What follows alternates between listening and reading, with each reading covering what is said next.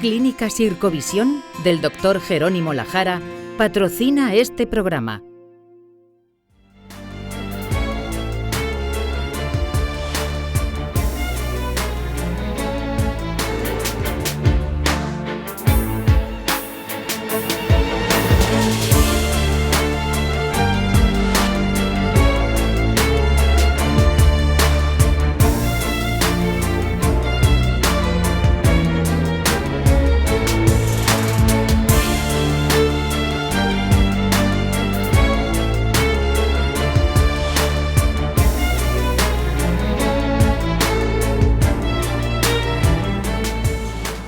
Bienvenido a La Salud en tus manos, un programa que hacemos aquí en Popular Televisión y que también emiten nuestros amigos del grupo Cadena Media. Hoy vamos a hablar del cáncer diferenciado de tiroides. Cada año se diagnostican en España 4.500 casos de cáncer de tiroides, es decir, el 1% aproximadamente de la población española lo tiene. En este programa vamos a ver cómo se puede hacer el diagnóstico precoz y cuáles son los tratamientos más adecuados. Para todo ello tenemos en el plató a los siguientes invitados. Fátima Illán, gracias Fátima por venir. Tú eres jefa de servicio de endocrinología y nutrición del Hospital Morales Merced. Maribel Castellón, gracias Maribel por venir. Tú eres jefa de sección de medicina nuclear en el Hospital Virgen de la Risa. Y José Manuel Rodríguez, gracias José Manuel. Tú eres jefe de sección de cirugía endocrina del Hospital Virgen de la Risaca. Hemos sacado las cámaras a la calle para ver qué le gustaría saber a la gente sobre el tema que tratamos hoy. Buenos días, doctor, ¿cómo se puede prevenir el cáncer de tiroides? Buenos días, doctor. ¿Qué tratamiento recomendaría para el cáncer de tiroides? ¿Qué consecuencias puede tener una vez haber padecido el cáncer de tiroides? Doctor, ¿cómo sé yo los síntomas del cáncer de tiroides? Estas preguntas las vamos a ir respondiendo a lo largo del programa.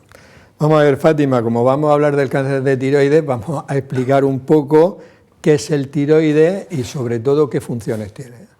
Bueno, el tiroides es una glándula que se localiza en el cuello, justo por delante de la tráquea, y produce una hormona, la más conocida, la tirosina, la hormona tiroidea.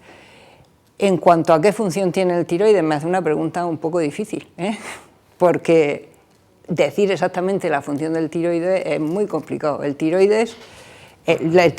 Las hormonas tiroideas regulan todas las células de nuestro organismo, las funciones más conocidas que todo el mundo sabe, regulan el metabolismo, el gasto energético, pero actúan sobre todas las células del organismo, activándolo de tal manera que si hay o déficit de hormonas o exceso de hormonas, nada funciona bien. Yo a mis pacientes se lo explico como que las hormonas tiroideas son un catalizador para un motor, que hace que todo funcione bien y bien regulado. Si las hormonas tiroideas no hay pocas o muchas, pues el tiroides no funciona bien, no funcionan bien los riñones, la piel no está bien, todo, absolutamente todo. Pues sería una pregunta difícil, pero lo has explicado muy bien, se nota que eres la jefa. Se nota que lo explico muchas veces. Se nota que lo explicas muchas veces. No, y has dicho una cosa que a lo mejor no todo el mundo sabe, y es que las hormonas tiroideas actúan prácticamente en todas las células del organismo, que luego hay otras hormonas que actúan solo en grupitos. Estas por eso influye tanto en todo el organismo. Vamos a ver, Maribel, tú que estás en medicina nuclear, nos vas a explicar qué es un radiofármaco y qué es exactamente el iodo 131, que como luego veremos lo aplicamos mucho en el tratamiento del cáncer de tiroides. Pues los radiofármacos son la base de casi todas las exploraciones de medicina nuclear, de todas las exploraciones diagnósticas y de tratamiento. Para explicarlo así un poco por encima, tenemos que recordar lo que es el concepto de isótopo. Un isótopo son átomos de un elemento que tienen el mismo número atómico y distinto número másico. Los isótopos radiactivos, además, tenemos que recordar que son, por encima, son inestables, entonces cuando pasan a una configuración atómica más estable, emiten radiación gamma o bien partículas alfa o partículas beta.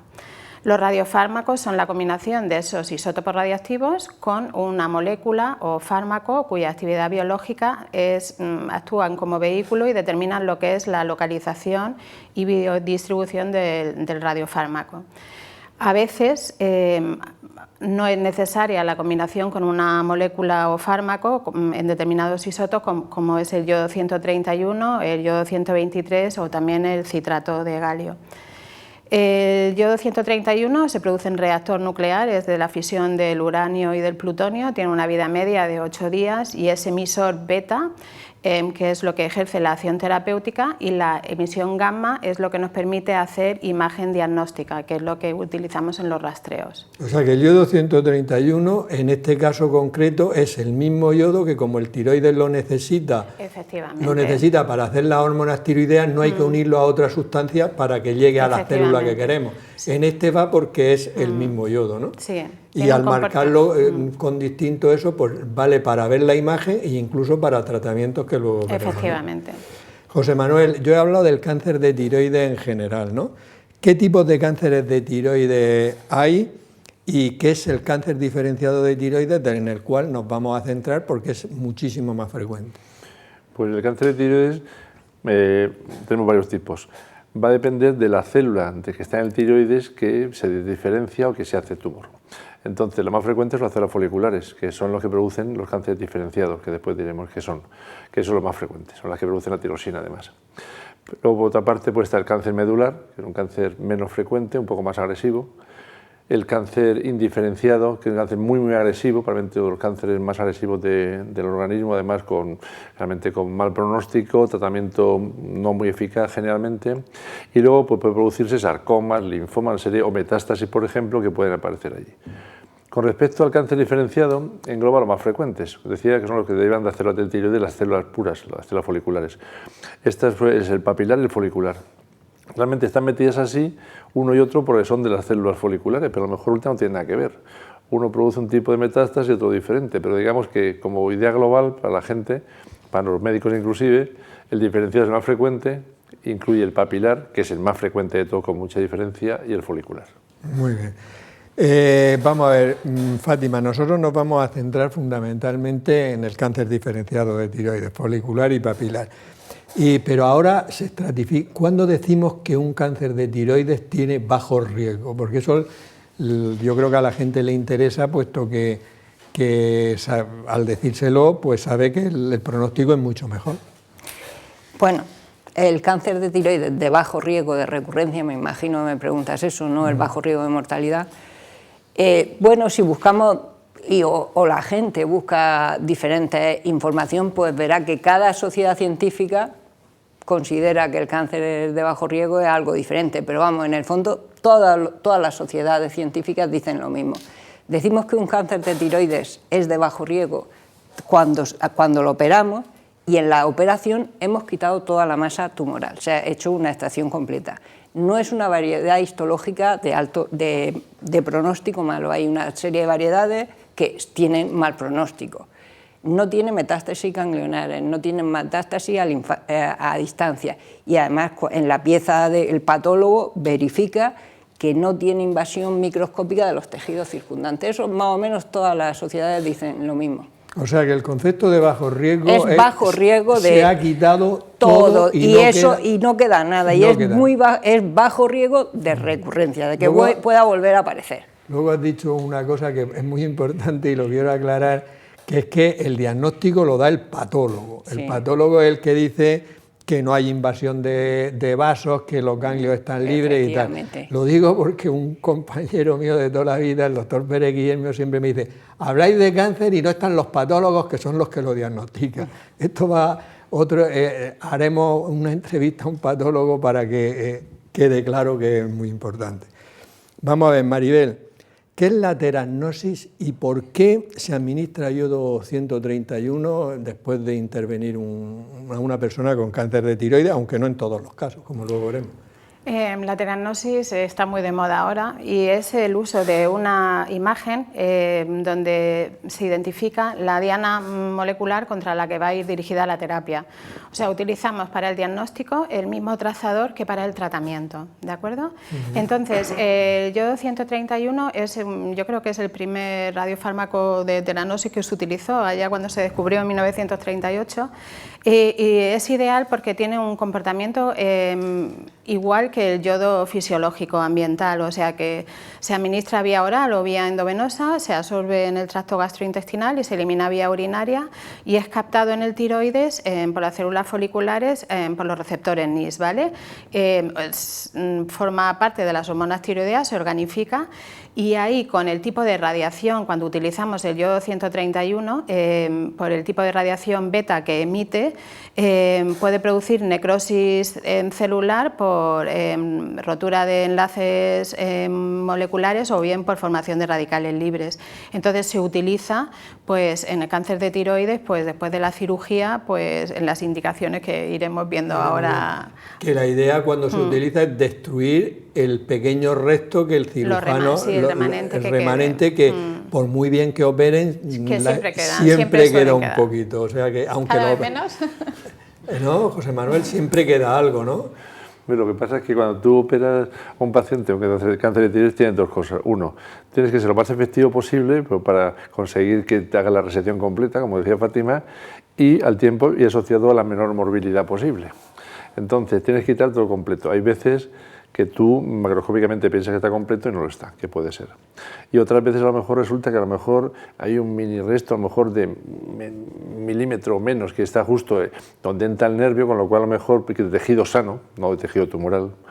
Entonces, pues a lo mejor la necesidad de ser tan radical y a lo mejor tener una afonía para toda la vida, pues es demasiado importante, con lo cual tienes que jugar un poco con eso. Entonces hacemos cirugía completa de intención. No, pero que la experiencia de todos es precisamente que después de la cirugía, incluso con cirujanos tan expertos como tú y otros que hay, realmente cuando haces después la gammagrafía del tiroides siempre queda, pero que es así, lo sabemos y no es lo que hay que hacer.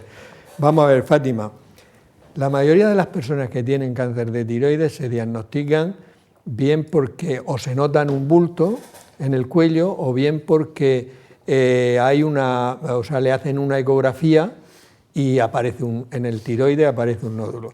La pregunta es, si tú, por ejemplo, tocas el cuello a 100 personas, ¿en cuántas, como endocrino experta, a cuántas les notaría un nódulo? Y si haces ecografía a 100 personas, mujeres, porque es mucho más frecuente en mujeres, ¿cuántas personas en la ecografía tendrían nódulos en el tiroides?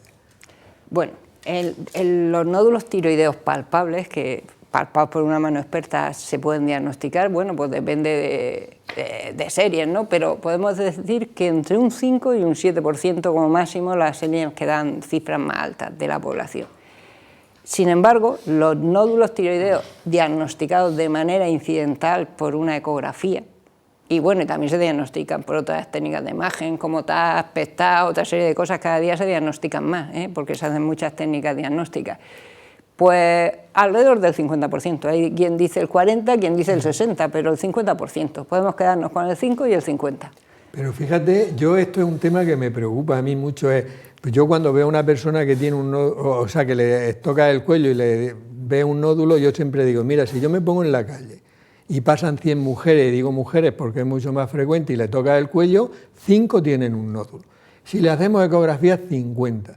Entonces yo le digo, hay que tener cuidado con las ecografías de tiroides, porque pasamos a que 50 mujeres que no tienen ninguna enfermedad a considerar que tienen una enfermedad, o sea, que tienen nódulos en el tiroides, lo cual implica a veces un seguimiento y tal, ¿no?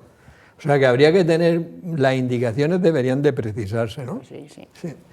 Vamos a ver, Maribel, imaginemos una persona que tiene un nódulo en el tiroides, que la opera José Manuel y que tiene un cáncer de tiroides. El patólogo, por mi amigo Pérez Guillermo, dice que es un cáncer de tiroides. ¿Habría que darle yodo en todos los casos? ¿En qué no? ¿En cuáles no? ¿Y cuál es el objetivo de darle yodo? 131, obviamente. En todos los casos, pues yo creo que antes sí que se daba en prácticamente todos, pero las tendencias últimamente están cambiando Y actualmente no está demostrado el beneficio del yodo en los cánceres de tiroides de muy bajo riesgo y en algunos en bajo riesgo tampoco. Entonces las sociedades pues tienen opiniones diferentes. Nosotros lo que hacemos, casi todos los pacientes se deciden en comité multidisciplinar y los que no llegan de otros hospitales, yo me imagino que también que lo decidís allí. Y no se da ya en el muy bajo riesgo, eso está clarísimo, sí que se da en el de alto riesgo. Y el cajón desastre donde tenemos siempre más controversia es el bajo riesgo, el T1B, T2N0 y el de riesgo intermedio. Ahí siempre hacemos una valoración, no se da sistemáticamente, por ejemplo en el bajo riesgo no se da siempre, pero siempre se hace una valoración individualizada de todos los pacientes, pues teniendo en cuenta la edad, antecedentes familiares, la variante anatomopatológica, etcétera. Pero ese es el cajón desastre que ahora está cambiando y también estamos intentando dar dosis más bajas, que es lo que dicen ahora mismo todas las sociedades. Sí, y la otra pregunta no me acuerdo. ¿Que ¿Por qué se utiliza el yodo 131? Los objetivos del tratamiento. Pues tenemos que diferenciar, como ha dicho José Manuel antes, lo que es la dosis ablativa y lo que es la dosis adyuvante. La dosis ablativa es la primera dosis que se da después del tratamiento quirúrgico, que es el tratamiento de elección, y en esa dosis lo que pretendemos es eliminar el tejido tiroideo residual sano, eliminar también los posibles focos microscópicos que no se hayan visto en la cirugía, con lo que disminuye el riesgo de recidiva y aumenta también la especificidad del seguimiento con la tiroglobulina y con el rastreo diagnóstico. Y en las dosis adyuvantes, que son las dosis posteriores que vamos dando en el seguimiento, esas dosis lo que pretenden es disminuir o eliminar lo que es la recidiva o persistencia tumoral macro o microscópica que no se haya podido operar, o después de la cirugía también se da una dosis terapéutica. Con esta pues lo que queremos es disminuir mortalidad y el riesgo de recurrencia. Ya, o sea que es verdad que, por ejemplo, cuando yo estaba en la Risaca y hace solo 4 años que me fui, realmente a todos los cánceres de tiroides operados se les daba yodo radioactivo. Y es verdad que ha sido en los últimos años cuando en los de muy bajo grado ya no se da, y en los de bajo grado que tú has explicado, el TNM, es decir, que tengan un tamaño intermedio pero que no tengan ni ganglios afectados ni metástasis fuera. En esos casos es donde hay discusión todavía y todas las sociedades científicas no. Muy bien. Vamos a ver, José Manuel. Fátima nos ha dicho que si ella, como endocrina experta, toca el cuello a 100 mujeres, 5 tienen un nódulo. Y en la ecografía un 50%. La ecografía se utiliza ahora una clasificación, que bueno, ya hace mucho tiempo, la clasificación TIRAS, ¿no? Explícanos qué es esa clasificación, para qué vale y en qué casos, porque el siguiente paso sería decidir si una persona que tiene un nódulo en el tiroides es adecuado o no hacerle una punción, para ver si tiene aunque no es definitiva, si tiene un cáncer o no. Explícanos esas dos ideas. Hasta hace poco tiempo, digamos, la punción era lo que mandaba, de alguna manera. De manera que era una clasificación que eran unos suecos hace años. Entonces, digamos que depende de lo que sacaba, las células que sacaban con la punción, pues indicaba pues cirugía o esperar o repetirla, o etcétera. Y la ecografía era una cosa que valía solamente casi como para palpar, para decir si había nódulos o no había. Pero igual que pasa con la mama, por ejemplo, y con muchas más cosas, efectos de diagnóstico, de imagen, resulta que entonces hay un montón de características de los nódulos o del tiroides que te pueden decir un poco eso de qué va. Y en ocasiones complementan mucho y a veces tienen muchísimo valor con respecto a la punción. En casos dudosos de punción, la eco manda mucho.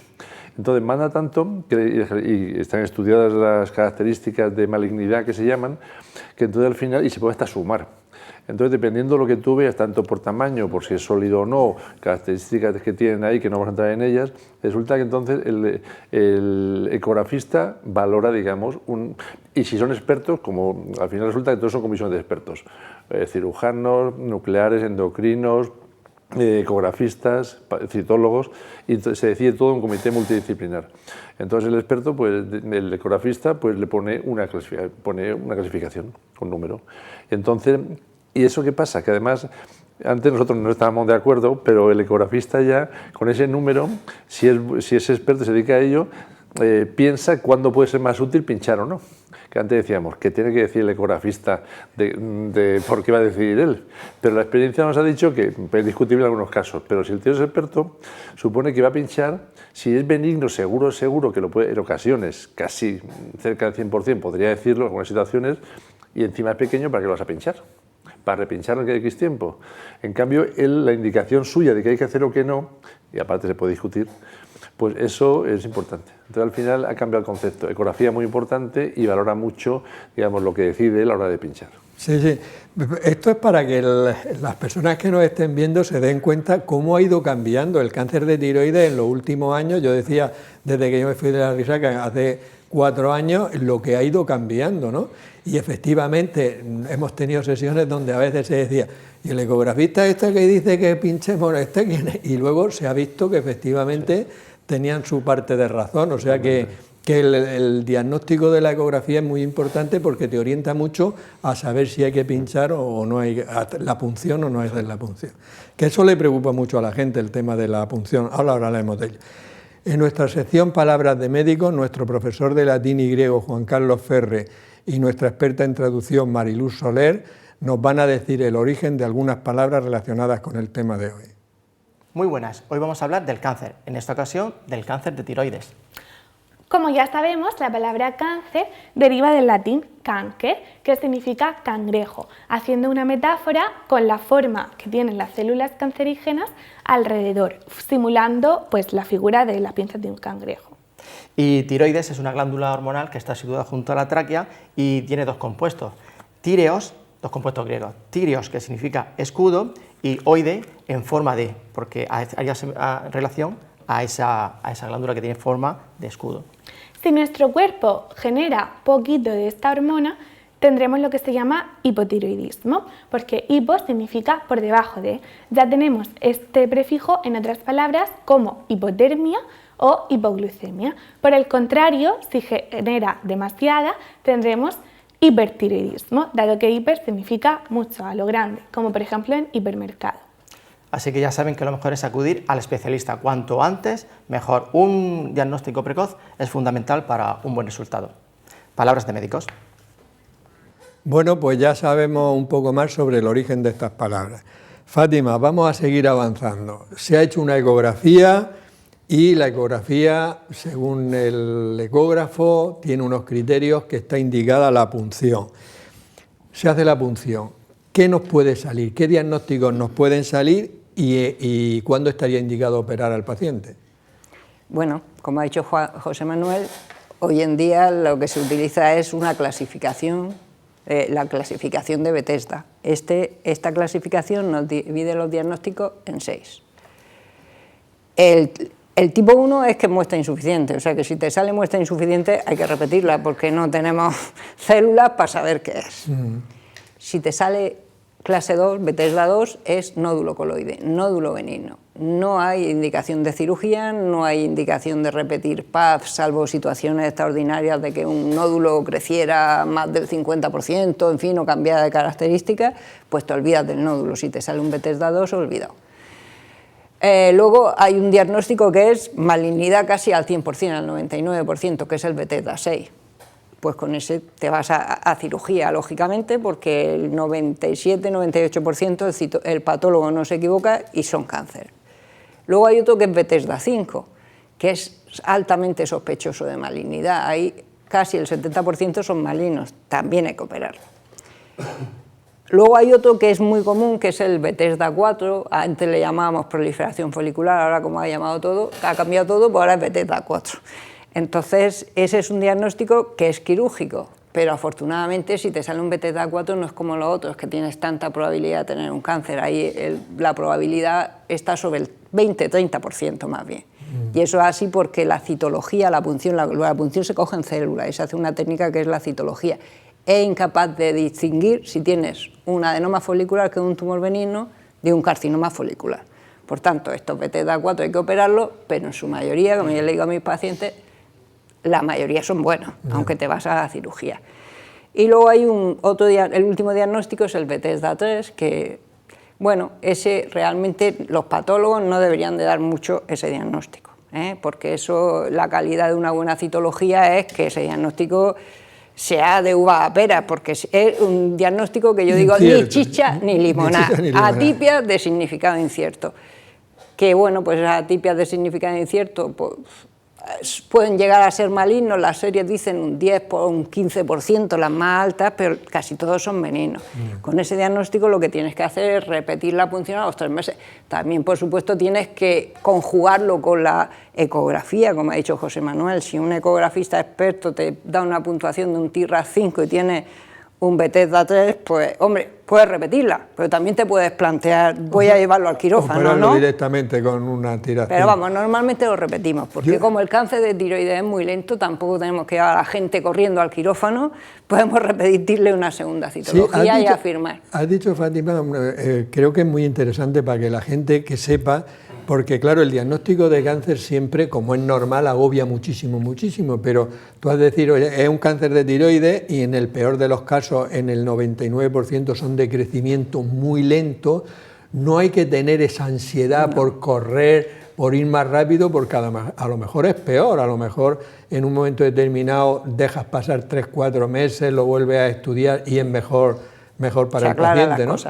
Lo que también has dejado muy claro es que nosotros utilizamos unos protocolos que en la mayoría de los casos están muy claros lo que hay que hacer, pero que hay un pequeño número ahí de pacientes que las cosas no están tan claras y en esos pacientes pues a veces dejar un poco de paso de tiempo y volver a estudiarlo es lo adecuado, ¿no? Sí.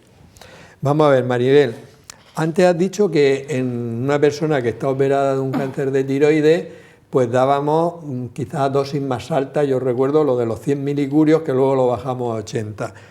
¿Qué dosis se están dando ahora y cuál sería o sea, por qué se han ido bajando?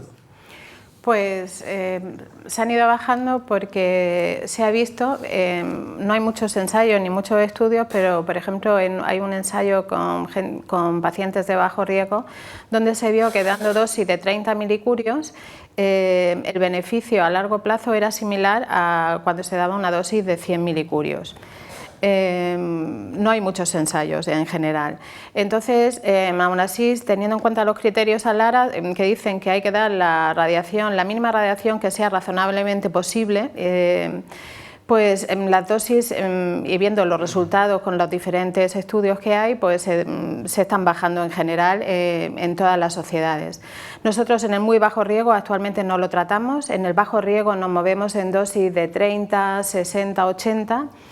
En riesgo intermedio yo creo que nos movemos de 60 a 100 y ya cuando hay adenopatías de 100 a 150 y metástasis a distancia en alto riesgo nos movemos de 150 a 200 milicurios. Sí, o sea que ha cambiado fundamentalmente en el que de muy bajo riesgo no se da y luego que luego hablaremos por cuándo hay que ingresarlo y cuándo no, porque ahí dependiendo de la dosis, ¿no? Vamos a ver, José Manuel, imaginemos que a un paciente le han hecho la punción e indica que hay que operar, pero como Fátima ha dicho, hay veces que se sabe que es un cáncer y entonces está claro, pero hay veces que no se sabe. ¿En esos casos hacéis biopsia intraoperatoria o ya habéis dejado de hacerla? Prácticamente casi no se hace. Entonces, si el diagnóstico es de cáncer, 5 o 6 que se decía de veces de la clasificación esta citología, ahí no se hace. Tú lo tratas como un cáncer porque va a ser un cáncer seguro. Hablamos de que estamos con gente experta, ecógrafo experto, ecografista experto, patólogo experto, citólogo experto, entonces supuestamente lo que te va a decir es casi lo que es. Si son benignos, bueno, y se operan por tamaño, no da lugar a nada. Entonces, y si los casos intermedios, eso que tenemos duda, realmente, como decía Fátima, aporta un poco la intraoperatoria, porque el matiz hay que hacerlo con la pieza completa, pillando todo. Entonces, solamente lo hacemos cuando, si hay ganglios, por ejemplo, para ver si el ganglio está afectado o no, en alguna ocasión que tenemos dudas, muchas tampoco, y alguna vez que la citología es dudosa, pero tú a lo mejor, o por experiencia, o porque hay algo ahí que piensas que puede ser, y para confirmarte de que está un cáncer un poco extendido o algo, entonces lo haces. Eso supone poquísimas veces. O sea que realmente prácticamente no se hacen, porque bueno, la experiencia que tenéis y todos los signos, todas las pruebas diagnósticas anteriores te lo aclaran. Claro. Y que luego lo que has dicho es que hay veces que la intraoperatoria, o sea, es que para saber si en el folicular si es cáncer o no, hay que dar muchísimos cortes del patólogo para ver que la membrana no está rota, etcétera, etcétera. O sea que está cambiando todo bastante. Vamos a ver, Fátima. Nos lo han preguntado una persona, ¿qué factores favorecerían el desarrollo del cáncer de tiroides? Hubo un escape hace ya muchísimos años en Chernobyl de yodo radioactivo, ¿y qué se debe hacer en esos casos? Bueno, dentro de los factores favorecedores de que aparezca un cáncer de tiroides, realmente reconocido está la irradiación, ¿eh? Toda la irradiación que se haya dado por cualquier motivo, y por supuesto ahí está incluida la radioactividad. Entonces, en caso de un accidente nuclear, que se escapan sustancias radioactivas, lo indicado, y que yo creo que ahora mismo por la tele lo están diciendo para los de Ucrania, ¿no?, que todos tienen pastillas. Yo creo que lo he oído por la tele, ¿no? Creo. Bueno, si lo ha oído en la tele, en un programa como este, sí. Bueno, bueno, pues hay que tomar yoduro potásico. Aquí lo hemos explicado, que el tiroides forma las hormonas tiroideas a partir del yodo. El yodo, en este escape radioactivo se libera yodo radioactivo, y entonces si tú bloqueas el tiroides tomando yodo en unas pastillas que hay de yoduro potásico, el tiroides no va a captar el yodo radioactivo. Entonces eso, si estuviéramos, aquí no tenemos ninguna central nuclear cerca, pero si estuviéramos, pues hubiera un escape, especialmente los niños son los más susceptibles, las personas más jóvenes, pero tendría que hacerlo toda la población.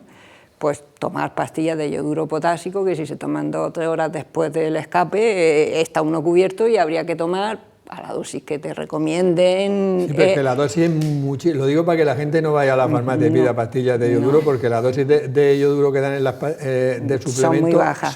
Se necesitarían 150. Ya, pero si aquí estuviéramos cerca de una central nuclear, la dosis adecuada. Claro, yo creo que la población nos darían ya la dosis adecuada, que sabemos que mientras que esté ese escape tenemos que estar todos los días tomando la pastilla, para que el tiroides nuestro no coja esa radioactividad. Sí, pero una pregunta que siempre hacemos los endocrinos cuando vemos, lo has dicho tú al principio, una persona con un nódulo tiroideo es, ¿te anda corrientes por algo? Y luego le explicas que la corriente del fisioterapeuta no, que son... Hombre, algunas veces lo vemos con gente excepcionalmente que se ha dado radioterapia. Sí, por la radioterapia, por eso es la pregunta obligada. Pero hay otros factores externos, pues bueno, pues sí se ha hablado de que si dieta es baja en yodo, alta en yodo, pero realmente de eso hay poco. Y probablemente, pues a lo mejor hay algún factor ambiental que no lo conocemos por la gran contaminación que hay, que puede hacer que la incidencia del cáncer de tiroides cada vez va en aumento. Maribel, vamos a imaginarnos un paciente que tiene un cáncer de tiroides y que hay que darle yodo. Está claro que hay que darle yodo. ¿Por qué día se administra y cuándo hay que ingresarlo? Porque antes lo ingresábamos a todos, pero ahora ya no. A ver. El yodo se presenta, lo más fisiológico y la forma preferida para nosotros de administrarlo es vía oral, en cápsulas o bien en solución oral. La solución oral es más costosa y tiene más riesgo de contaminación. Se puede administrar también por vía endovenosa en pacientes que tienen problemas de deglución o que han tenido cirugía bariátrica. Esas son las formas de administración, y ingresamos a los pacientes, o sea, se puede administrar de forma ambulatoria dosis de hasta 30 milicurios de yodo, con lo cual todos los pacientes de bajo riesgo pues se pueden hacer de forma ambulatoria sin ingreso.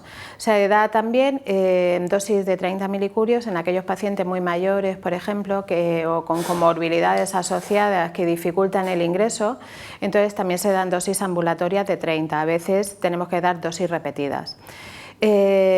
Porque digo lo de pacientes que no pueden ingresar solos, porque en la habitación de ingreso no puede permanecer ningún familiar, ningún acompañante en la habitación con el paciente, porque se estaría irradiando innecesariamente. Solamente cuando ha sido imprescindible, pues se les da un dosímetro a los acompañantes y tienen que estar entrando y saliendo, no pueden permanecer constantemente al lado del paciente. Y la idea de ingresarlo es simplemente para poder coger la orina y todo eso para que no emita radioactividad fuera, que no es porque el paciente, por ningún otro motivo. El paciente normalmente no nota nada cuando le administramos el yodo, pero el yodo se elimina, el 90% básicamente se elimina por la orina. De hecho, nosotros insistimos mucho en que tienen que beber mucha agua durante el ingreso y se hace una recogida selectiva porque la orina está radiactiva y esa orina ya cuando decae la radiactividad pues ya pasa al alcantarillado general. ¿Cuánto tiempo suelen estar de media ingresados? Normalmente están ingresados 24 horas, eso es lo habitual, salvo pacientes que reciben dosis muy altas y que tienen problemas de eliminación, entonces se alarga el ingreso, o que tienen restos tiroideos muy extensos, pero lo normal es que sean 24 horas. Nosotros damos el alta clínica y el servicio de protección radiológica del hospital pues da el alta radiológica cuando la tasa de dosis está en lo que establece la ley, que son inferior a 40 milisievert hora a 1 metro, más o menos. Sí. Yo no sé si tú te acordarás, Fátima, de un paciente que hubo una época que en la Risaca no teníamos la habitación por la obra y tal y cual, un paciente que lo mandamos a Madrid, lo tuvieron 10-12 días ingresado porque el diagnóstico fue porque tenía, igual tú te acuerdas también, José Manuel, un bulto en la nalga, ¿te acuerdas? Y se le hizo una biopsia por el bulto y dijeron metástasis de cáncer folicular de tiroides. Y dijimos, venga, hombre, el patólogo se ha equivocado. Y fuimos, y le tocamos el cuello y tenía un nodulico de tiroides. Se le quitó el tiroides y luego se le mandó a Madrid y estuvo más de 10 días ingresado. Me acuerdo perfectamente porque durante muchos años lo estuve siguiendo. O sea, y el paciente, a pesar de la metástasis con el yodo y con todo eso, fue muy bien. Vamos a ver, José Manuel, vamos a imaginarnos que a un paciente que se le ha diagnosticado cáncer de tiroides, un diferenciado, le quitáis siempre todo el tiroides, miráis los ganglios. ¿Cuándo quitáis ganglios de algún compartimento? Porque todo esto también está... Este es un tema que es cambiante. Que cambia bastante. Tradicionalmente lo que se ha hecho tradicionalmente es que cáncer de tiroides, como supuestamente un cáncer potencialmente agresivo, pues entonces se quitaba todo el tiroides completo, independientemente de estas consideraciones, para poder dar yodo con garantías, de manera que cuanto hay menos tiroides hay, más seguro hay de que sea efectivo la dosis de yodo. Y con respecto a los ganglios, lo que se hacía era, pues si veías ganglios los quitabas. Dependías un poco casi de lo que tuvieras o el grafista te dijera. Eso, siendo así, pues tiene matices ahora mismo. De manera que ahora sí que es verdad que está todo más individualizado. Entonces, como debe ser. Entonces, en principio, un cáncer de tiroides, dependiendo del tamaño, por ejemplo, si es de 1 centímetro, lo hemos operado por otra cosa, encontramos que tiene 1 centímetro y de casualidad el patólogo dice que después de operado, pues, y le hemos quitado medio, no le completamos la tiroidectomía. Porque en principio es como un bajo riesgo y no hacemos mucho más. Se observa, se hace su seguimiento adecuado y punto. Lo hacéis vosotros, vamos. Uno. En el caso de que sean tumores más grandes, generalmente se operan y la mayor parte de veces se me quita de manera completa. Pero en cirugía estamos yendo de aquí a allí, estamos a hacer cirugía menos agresiva. Entonces hay grupos, por ejemplo, que operan, españoles inclusive, que hacen cirugía, hemitiroidectomía con nódulos, por ejemplo, de 2 centímetros o inclusive un poco más. El seguimiento es más complejo y admite más matices, pero por ejemplo, siendo más complicada la cuestión, hay grupos, por ejemplo, asiáticos, japoneses y en concreto, que el cáncer de tiroides pequeño no lo operan y lo siguen. Eso es bastante discutible. Lo que quiero decir es que, aun siendo el tratamiento estándar, tiroidectomía total, quizá con tratamiento con yodo radioactivo, eso está un poco en discusión. Entonces se trata de ser lo más eficaz posible y al tiempo producir las menos complicaciones posibles. Nosotros lo hacemos en principio totales, que es lo estándar. Con respecto a los ganglios, algo parecido. Si vemos ecográficamente o por exploración o porque en el campo lo encontramos que hay ganglios, entonces quitamos los ganglios de la zona. Generalmente la zona central suele quitarse completa y luego la zona lateral depende del lado en que esté el tiroide, en que esté el tumor, y aparte depende de si hay afectación en la ecografía previa o no, o lo que tú veas. Y luego, otra posibilidad es hacer, ya no quiero liarlo mucho más, es por si acaso hacer un vaciamiento profiláctico. Que eso durante años se ha hecho mucho. Y es quitar los ganglios del compartimento central. De manera por si acaso. de manera que tiene valor diagnóstico, por sabemos si hay ganglios o no, pero claro, tiene más complicaciones. Mucha gente toma calcio toda su vida. Entonces, eso por debajo de, depende del grupo, debajo de 2 centímetros generalmente no se hace. Y por encima de 3-4 siempre.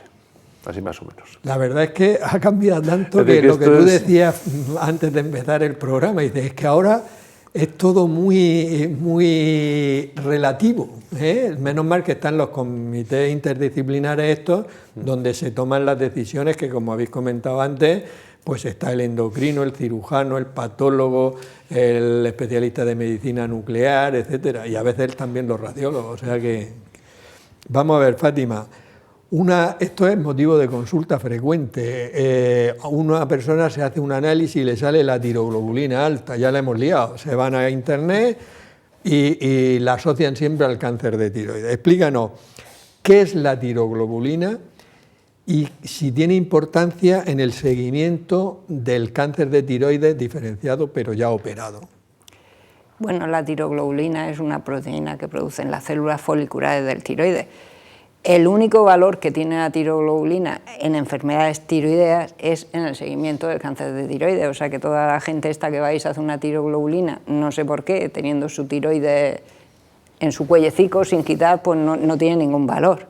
En el seguimiento del cáncer de tiroides sí tiene mucho valor, porque si le hemos quitado el tiroides, en un alto porcentaje de ellos le hemos dado una ablación con yodo radioactivo, se supone que ya no hay células tiroideas que puedan producir esta proteína.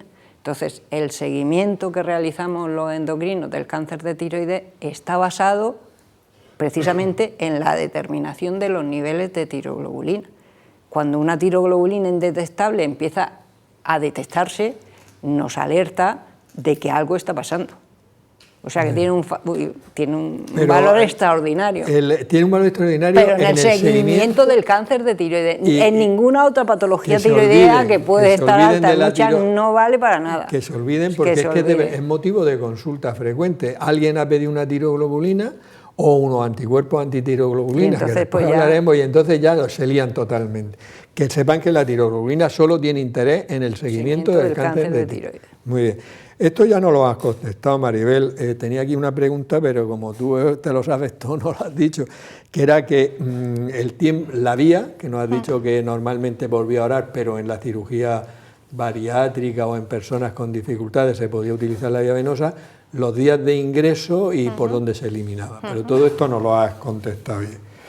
José Manuel, ya sé que vosotros operáis mucho tiroides, operáis muy bien, pero ¿cuáles serían las complicaciones agudas de la cirugía del cáncer de tiroides? ¿Cuáles son y si son frecuentes? Bueno, la complicación aguda y más importante es la hemorragia. La hemorragia lo que pasa es que al ser una zona muy pequeña y poco extensible, la barriga tiene valor relativo, pero aquí pues no puedes respirar, con lo cual si eso recién operado tienes una hemorragia, es una cosa grave que requiere reintervención. Afortunadamente eso es poco probable. Usamos elementos de sellado en quirófano, somos cuidadosos, pues hacemos las cosas mejor seguramente como todos e intentamos que no pase y eso es poco probable. De complicaciones, digamos, como de verdad, de las que pasan de manera crónica durante un tiempo y a veces de manera definitiva, son dos fundamentalmente. Uno, hipocalcemia, que baja el calcio, porque al lado del tiroides hay unas glándulas pequeñas que son como lentejas, que son las paratiroides, que regulan el metabolismo del calcio. De manera que si yo no tengo paratiroides, o las tengo pero no funcionan, pues entonces al final mi calcio baja. Eso implica que tengo que tomar medicación por boca, con calcio, vitamina D o lo que se decida. Entonces, claro, eso es una cosa importante porque no es nada gravoso, no te mueres de eso, en principio. Pero resulta que eso implica que te operas de una enfermedad y te hacemos otra. Entonces, para nosotros, para los cirujanos, es como muy importante. No cambiamos cromos enfermedad por enfermedad, sino que tenemos que hacer lo mejor posible. Tenemos tecnología que nos ha ayudado últimamente a mejorar un poco también. Y la experiencia, pues también si hace cirugía menos agresiva, tiene menos complicaciones. Pues un poco lo que decíamos antes de donde nos movemos a efectos de tipo de técnica quirúrgica, no queremos complicaciones, pero queremos curar al paciente. Entonces sería eso lo de la hipocalcemia, esta que digo. La otra cuestión es el nervio de la voz, se llama nervio recurrente, un nervio que es como la punta del lápiz o del boli. Y entonces entra en la laringe muy cerca, por detrás del tiroides, en la zona. Y entonces es el que mueve las cuerdas vocales, de manera que si eso está lesionado o cortado o tiene cualquier problema, es como cuando tienes una afonía, que puede ser a veces importante. Entonces, Eso, que, bueno, si le quita el tumor, eso no es importante, sí que es importante, porque gente que viva de hablar, hoy por hoy, las telefonías, todo el mundo hablamos de cosas para explicarlas, entonces es como muy importante también, o sea, que estar un poco afónico antes, vale, pero ahora, por descontar que es muy importante, entonces, claro, nosotros tenemos que respetar el nervio ese, también tenemos tecnología para ayudar un poco a que os haya a respetarlo y sobre todo pues hacerlo de manera cuidadosa lo mejor posible, porque al final no convertir una enfermedad que a veces es benigna en un problema grave. O sea que las complicaciones agudas, excepcionalmente una hemorragia, que además eso está muy excepcionalmente, y luego sería el tema de la bajada del calcio y el tema de la afectación del recurrente y la disfonía. Y de los efectos de porcentaje que comentabas antes al principio, vamos a ver. En principio, hay veces, digamos, que los problemas transitorios pueden ser a lo mejor un 20% inclusive. Digamos que tengas que tomar calcio al principio un poco de tiempo, tengas un toque cambio de voz, o quizá menos, un 10-20%. De manera definitiva, habitualmente no debemos tener más de un 1%. Más de un 1%. No debemos tener. Vale. No, ese dato es importante. No debemos tener más de un 1% contando todo. Ya. Entonces, bueno, para que sea asumible. Vamos a ver, Fátima, ya nos has explicado muy bien el tema de la tiroglobulina. Otra pregunta que también es importante es ¿qué son los anticuerpos antitiroglobulina? Porque también lo pregunta, o sea, se pide mucho, a veces yo creo que excesivamente. Y si una persona tiene, hemos dicho que la tiroglobulina era podría ser un marcador de cáncer de diferencial de tiroides cuando ya se ha operado y se ha dado yodo. Pero si tiene los anticuerpos positivos, entonces ¿qué pasa? A ver, cuéntanos eso. Bueno, los anticuerpos antitiroglobulina son unos anticuerpos que produce la propia persona. Por ejemplo, si los tengo yo positivo, yo produzco unos anticuerpos contra la tiroglobulina de mi tiroides, digamos un error inmunológico. Vale. Eso donde se ve en las tiroiditis. Fundamentalmente, los anticuerpos antitiroglobulina, gente que tiene tiroiditis la tiene positiva. Tampoco es que vayamos por eso a diagnosticar ninguna tiroiditis, pero bueno, las tiroiditis crónicas son muy frecuentes. Entonces, ¿qué situación podemos tener? Nosotros operamos a un paciente que tiene un nódulo tiroideo que resulta ser un cáncer papilar, pero ese paciente tiene también una tiroiditis crónica de Hashimoto, que hace que tenga ya de antes de operarse anticuerpos antitiroglobulina positivos. Entonces, ¿qué nos pasa cuando lo hemos operado y queremos seguir la tiroglobulina, su seguimiento con la tiroglobulina? Bueno, pues que la presencia de estos anticuerpos invalida el valor de la tiroglobulina, porque según por qué método se determine, puede hacer que la tiroglobulina suba o que la tiroglobulina baja. Es decir, no nos podemos ya fiar ni utilizar como marcador de seguimiento la tiroglobulina. ¿Qué hacemos en esos casos? Bueno, otro seguimiento que hacemos es la ecografía, que es muy importante. Pero aparte de todo, lo que tiene mucho valor para nosotros es cómo van esos anticuerpos.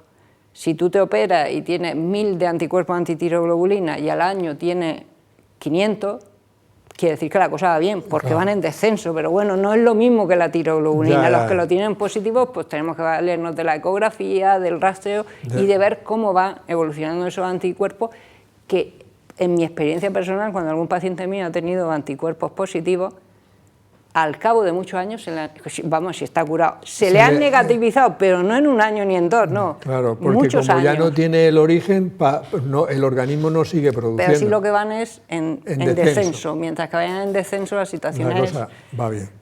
Maribel, la gente se pregunta, bueno, y me van a dar yodo radioactivo y tal, ¿qué efectos secundarios puede tener el yodo radioactivo? ¿Irradia mucho? Y otra gente también se pregunta si ese yodo podría favorecer el desarrollo de otro tipo de tumor, al ser radioactividad. Cuéntanos. Bueno, los efectos secundarios del yodo podemos describir dos tipos, los precoces y los tardíos o a largo plazo con dosis repetidas. Los precoces suelen ser bastante banales, los pacientes describen gastritis, como náuseas, vómitos, pautamos antieméticos cuando van a ingresar, cialoadenitis porque por el acúmulo del yodo en las submaxilares. Normalmente les recomendamos a los pacientes que tomen chicles, caramelos ácidos que estimulan la salivación. En otro efecto secundario puede ser la tiroiditis por radiación, eso es más frecuente cuando existen muchos restos tiroideos, entonces el yodo se acumula en esos restos y puede producir una inflamación que se pauta a tratamiento normal con antiinflamatorios o hielo local, y si es muy intenso pues se ponen corticoides.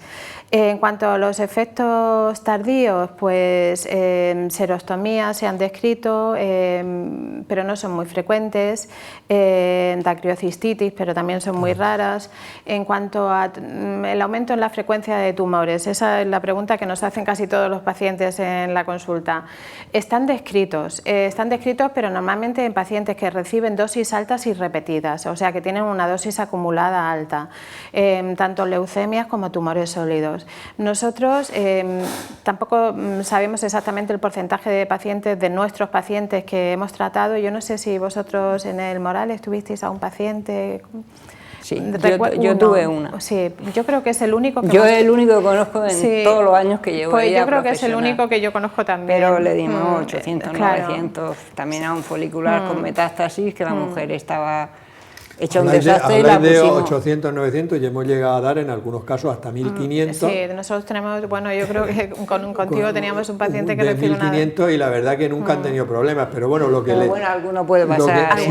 Lo que le debe de quedar claro a la gente es que son estamos dosis hablando muy de dosis altas, que habitualmente no damos esas dosis. Normalmente estábamos hablando de 80 o 100 y nos hemos ido a 1000. No están descritos en pacientes que reciben una dosis única, no están descritos, o sea que son dosis repetidas muy altas y pueden pasar, pero que es muy poco frecuente. Esto también pero hay que contemplarlo. Le da también tranquilidad a la gente, ¿eh?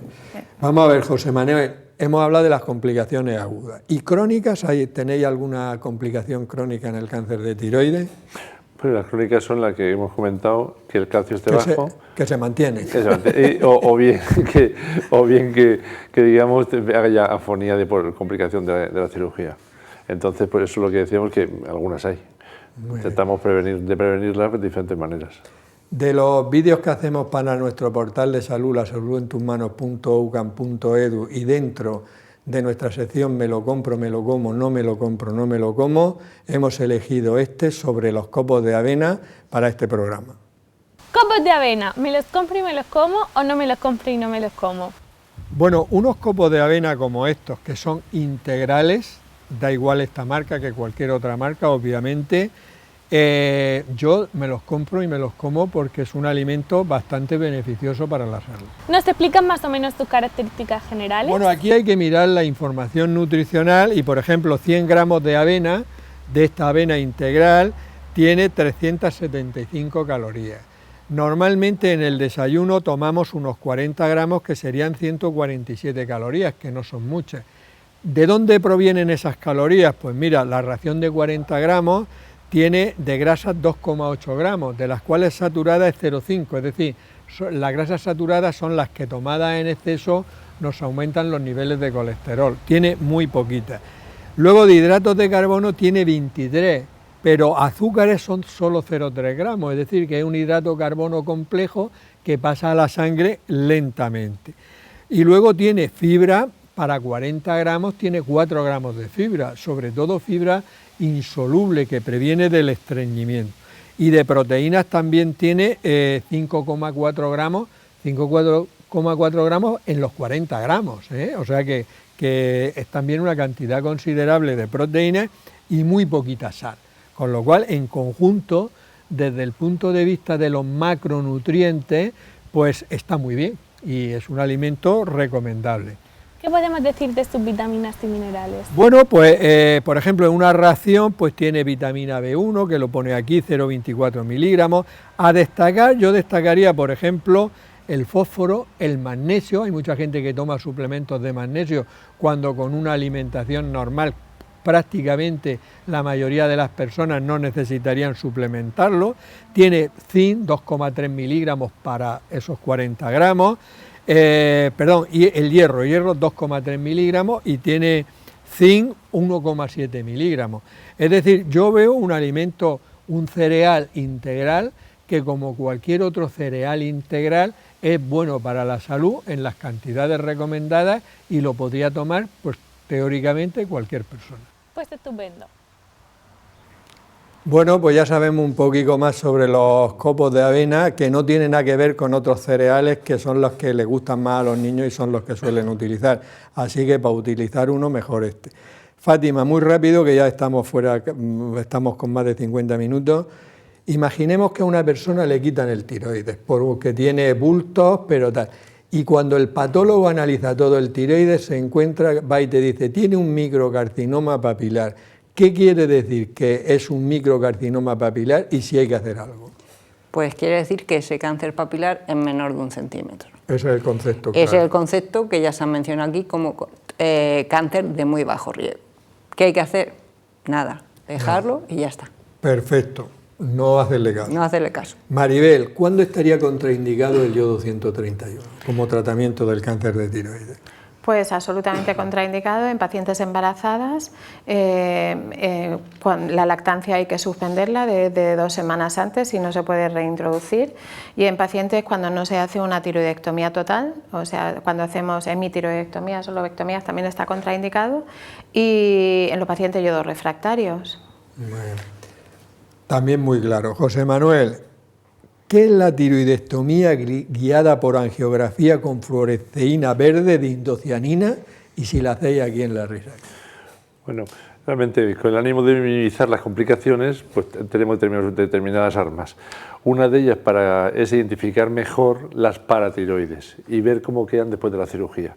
Entonces consiste en inyectar indocianina, que es una cosa que se inyecta por la vena, cuando estamos haciendo la cirugía, y entonces vemos, hay que identificarlas previamente cómo nos quedan, de manera que vemos la vascularización que tienen. Eso nos ayuda, pues hay que poner calcio o no.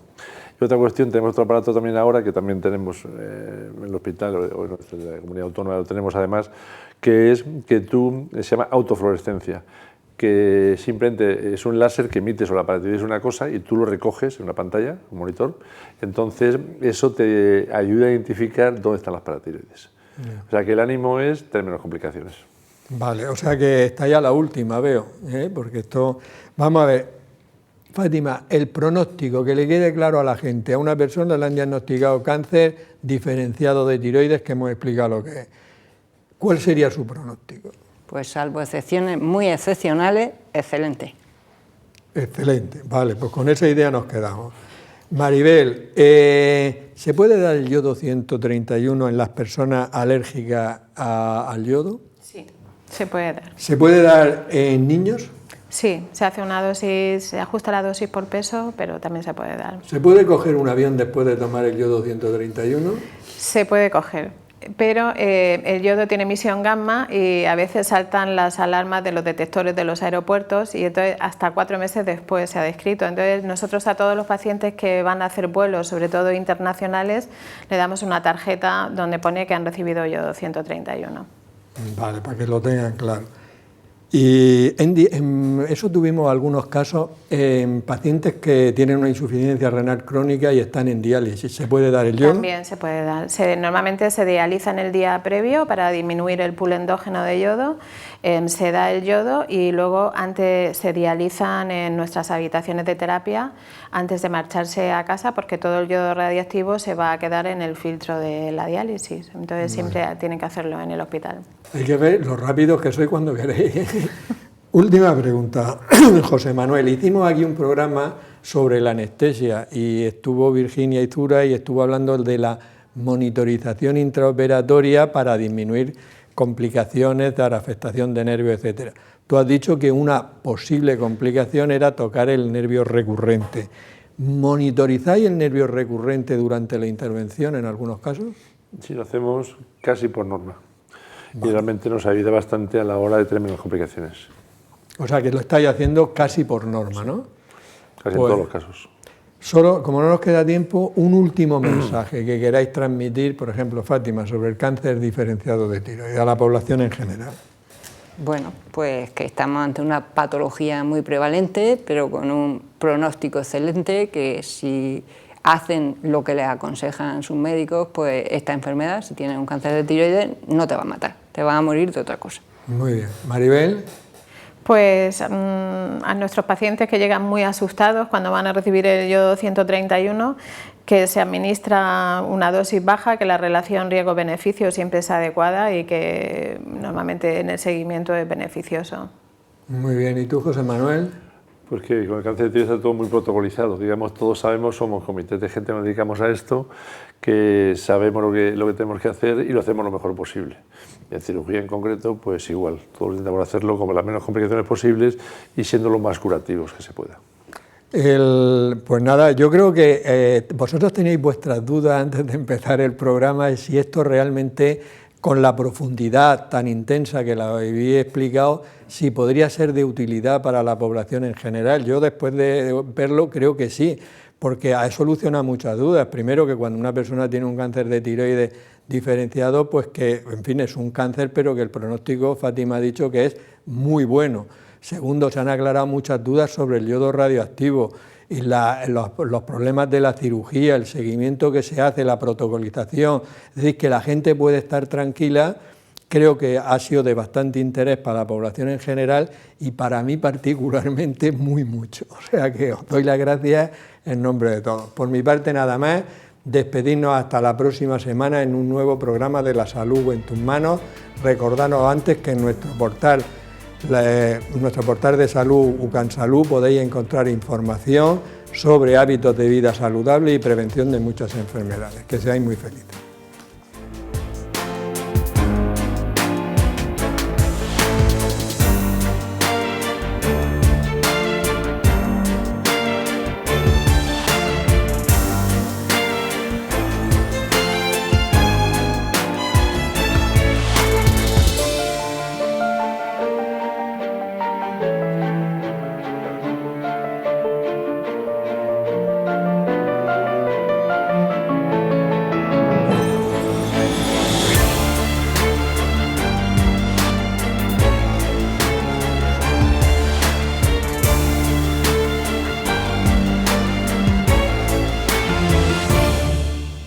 Clínica Sircovisión del Dr. Jerónimo Lajara patrocina este programa.